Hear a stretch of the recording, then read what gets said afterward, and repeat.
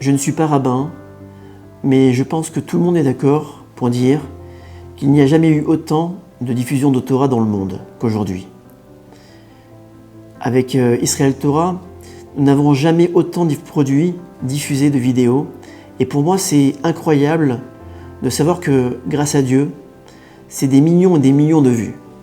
Mais lorsque je vois d'autres associations qui font plus encore, on ne peut que se réjouir, se féliciter d'autant de cours de Torah et de pouvoir toucher un public tellement, mais tellement nombreux.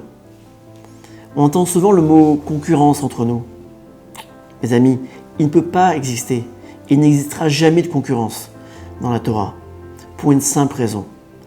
Et comme on est dans la période de Hanouka, je vais vous l'expliquer par ce machal que j'ai un jour entendu d'un élève du rabbi.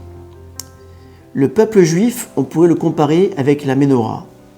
Elle est faite d'un seul bloc d'or pur, mais en 7 branches, qui représentent finalement toutes les sortes de juifs, tous différents, chacun avec son caractère, ses personnalités, ses qualités propres à lui, mais avec le même objectif, éclairer chacun le monde à sa manière. Et on a donc besoin de tout le monde, car on a besoin de chaque lumière. Et celui qui pense que quelqu'un lui fait de l'ombre, alors il se trompe. Ou alors, il n'a pas assez rempli sa fiole d'huile, et que sa bougie s'est finalement éteinte. L'huile, c'est ta émouna, c'est ta foi envers lui. Si tu mets Hachem dans tout ce que tu fais, ton huile ne peut pas se vider.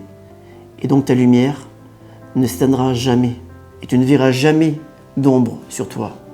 Alors il ne peut pas y avoir de concurrence, car chacun a sa fonction, chacun porte ou apporte ce qu'il sait faire. Comme dit mon Rav, il y a de la place pour tout le monde, et surtout que Hachem ne dort jamais. Et puis Hachem sait tout, il voit tout, et si je peux me permettre, il nous aime tellement. Alors je pense qu'on doit continuer encore plus que jamais à lui montrer nous aussi que nous l'aimons, mais que nous l'aimons plus que tout. À propager cette Torah divine qui nous fait vivre, cette Torah, on doit s'efforcer de l'écouter, de l'étudier, de l'enseigner, de la partager, de l'appliquer, chacun à son niveau, avec son petit truc en plus. Car à mon avis, on est très proche de la Géoula, de l'arrivée du Mashiach. Et cela dépend, encore une fois à mon avis, que de nous. Merci à vous.